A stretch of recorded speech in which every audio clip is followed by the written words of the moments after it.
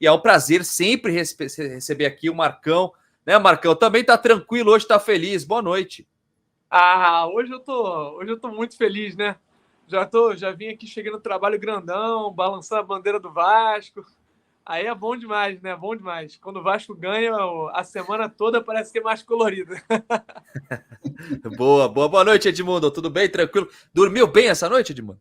Dormi maravilhosamente bem. Fala, Marquinho, tudo bem? Para mim é Marquinho, porque eu fui criança, né, o Gui? Marquinho? Boa noite a todos que estão com a gente aqui em mais uma live alegre, feliz, né, sem dúvida nenhuma, porque a vitória do Vasco foi muito convincente. Acho que o Vasco jogou muito bem.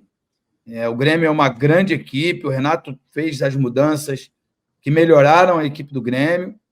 O Eri ontem disse muito que o Vasco recuou, mas é natural quando você enfrenta um gigante como a equipe do Grêmio, muito bem treinada pelo Renato. Importante foi o resultado, e o Vasco, né, começou como os favoritos, né? Como os favoritos, como Flamengo e Palmeiras, vencendo o seu jogo. O Vasco jogou em casa, Palmeiras e Flamengo jogaram fora. Duas vitórias também muito, muito importantes, muito emblemáticas. Mas começar com os 3 pontos, começar com o pé direito, é de suma importância, dá muita confiança para o jogo de quarta-feira lá em Bragança. Com certeza. E, ô Marcão, aliás, abraço para todo mundo que tá no chat. Ó, pessoal, pensei que vocês estariam de folga hoje. Ô, André, hoje que não, a gente não podia estar de folga, né? Hoje vai dar para falar muito bem do Vasco da Gama, jogou bem, né? E é isso que eu queria perguntar para você, Marcão. O que você achou do jogo do Vasco? A gente estava até falando um pouco antes aqui sobre o do ano passado. Ano passado também começou com vitória contra o Atlético Mineiro. Mas venceu e não convenceu, né, no ano passado. O ano passado foi um sufoco, tal, conseguiu vencer o jogo ali. Mas esse ano mostrou uma consistência um pouco melhor, jogou melhor o primeiro tempo, depois recuou, que foi uma crítica que a gente fez aqui no canal, inclusive. Mas deu para ver um time jogar ali e sem o Payet, né, Marcão? Isso aí. E eu acho que a gente pode ter uma coisa muito sintomática que a gente pode diferenciar do jogo de ontem para o jogo do ano passado, né? Que no jogo do ano passado o melhor em campo foi o Léo Jardim, que fez grandes defesas. E ontem ele não foi muito exigido, né? Ele fez ali só o básico, mesmo que no gol do Grêmio ele pudesse ter saído ali, né? Pequena área do goleiro, mas ele não foi tão acionado quanto ele foi naquele jogo contra o Galo. A partida de ontem eu vejo como um bom primeiro tempo do Vasco, onde o Vasco foi melhor do que o Grêmio.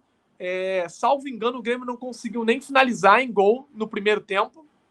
E o Vasco, além dos 2 gols, ele chegou, finalizou para fora. Então, foi um bom primeiro tempo do Vasco em que ele competiu muito, né? E apesar da ausência do Payet, eu achei que o meio de campo ficou muito bom com o Matheus Carvalho e com o Sforza, que fizeram uma boa partida. Além dos pontas, né? O Rossi no segundo tempo cansou, mas foi bem no primeiro tempo. E o David também, enquanto teve fôlego, foi muito bem.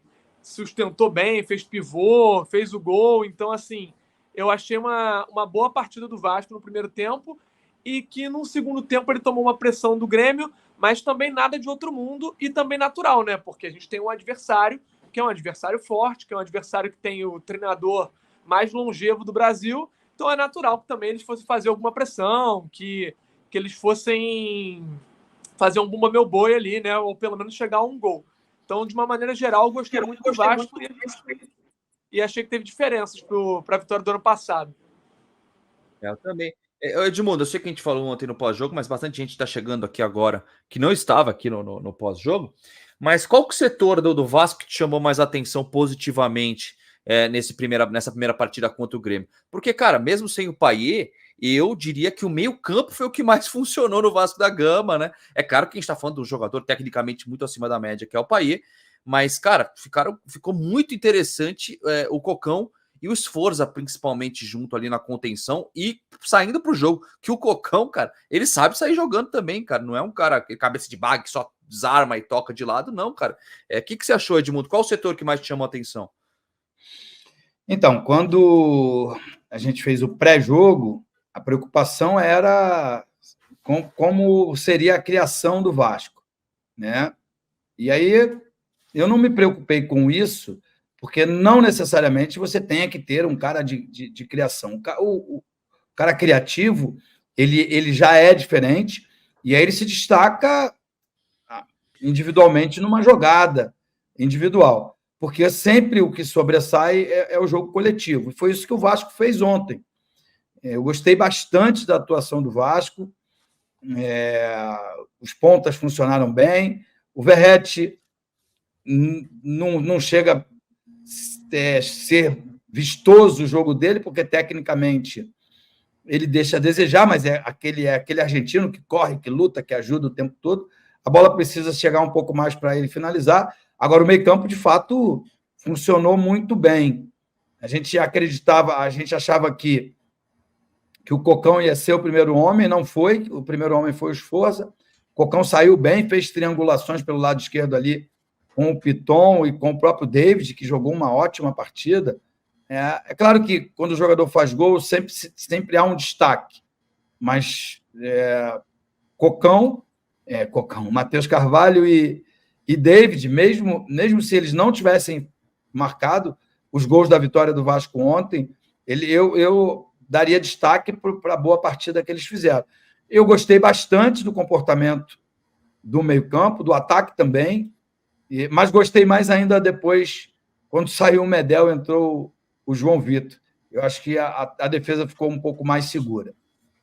Cara, concordo plenamente nisso daí, cara. O João Vitor, ele é muito acima da média na velocidade, ele é um pouco mais alto. Tava até falando para você, né, Marcão, que apesar do Medel não ter feito um jogo ruim, me assusta o fato dele ter 1,70. Aliás, eu tô achando que roubaram aqui no Google. Eu acho que estão falando que tá 1,71. Eu acho que ele é mais baixo que isso, Medel. Pelas fotos que eu vi ali com algumas pessoas, cara, ele parece mais baixo que 1,71. Mas enfim, mesmo sendo 1,71, cara, é um jogador baixo para a zaga. E a gente estava falando ontem do Diego Costa, cara, que é um cara que, se der brecha, ele vai lá, faz o gol, apesar de estar com a idade mais avançada. O que você mudaria nesse time, ô Marcão? E qual para você foi o destaque do jogo? A gente já falou do Cocão. Eu não sei, não pode falar Cocão? Tem jogador que pede, né? Ai, não quero Cocão, ai, não quero Joãozinho, né? Não sei, mas ele pediu para não falar de Cocão. Aí o Matheus Carvalho, né? Você já falou do Matheus Carvalho. Tem mais algum destaque para você, Marcão?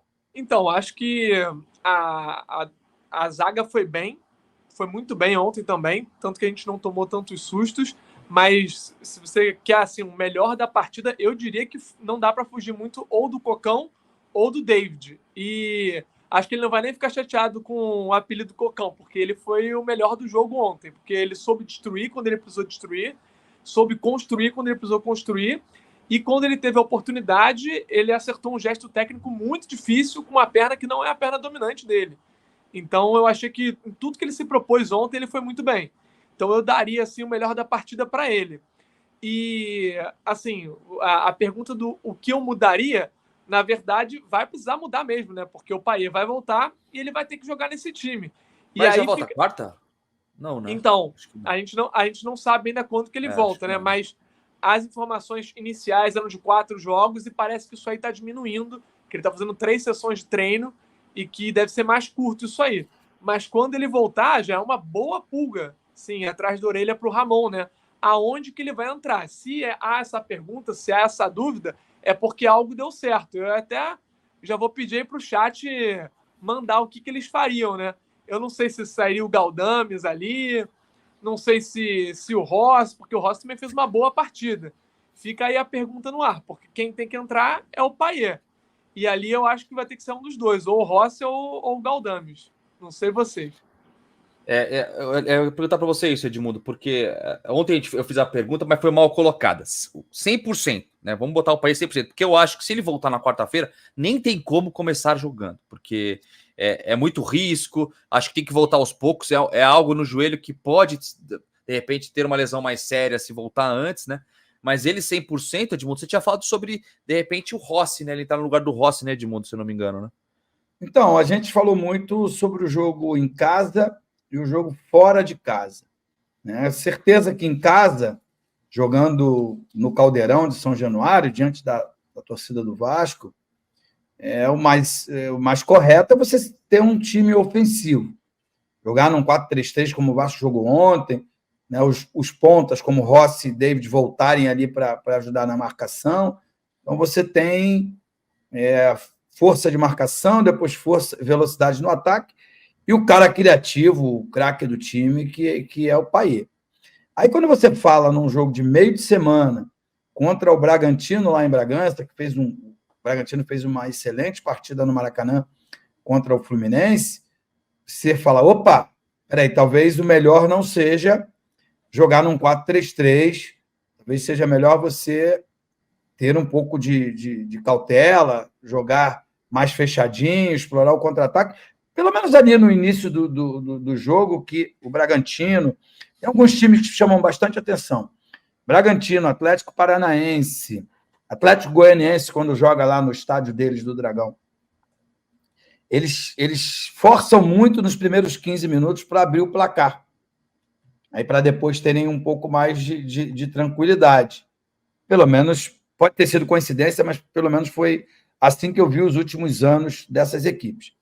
Então é uma pressão muito, muito grande lá na Bia Bichedi, o estádio do Red Bull Bragantino. Então, aí você fala, pô, precisa ter cautela. Agora, se o Payet não voltar, eu acho que o Vasco tem que manter a mesma equipe.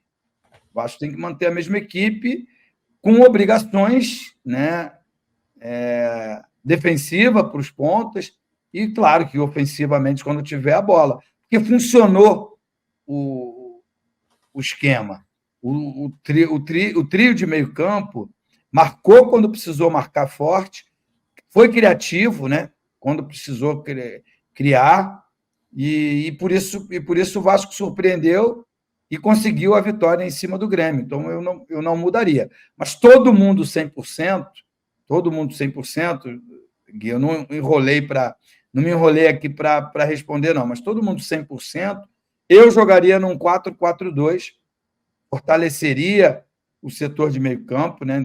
Botando o Payet no lugar do Rossi. Enfim, e aí você, a partir do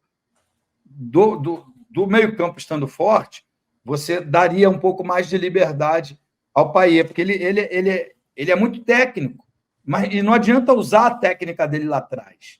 Ele sobressai quando ele usa a técnica dele lá na frente, para botar um companheiro na cara do gol, para chutar de fora da área, como já aconteceu, inclusive nesse campeonato carioca. Enfim, lá na frente é que o talento dele tem mais chance de aparecer. De repente, um 4-4-2 com ele um pouco mais livre ali, né? O David ajuda bastante na marcação, é forte fisicamente. Cara, é muito interessante. E outra, tem que pensar que é um campeonato longo, tem Copa do Brasil também, né? Então, é importante ter Rossi no banco de reservas, ter jogadores no banco também, né? E de acordo com o que estiver acontecendo no jogo, de repente muda uma peça ou outra aí, né?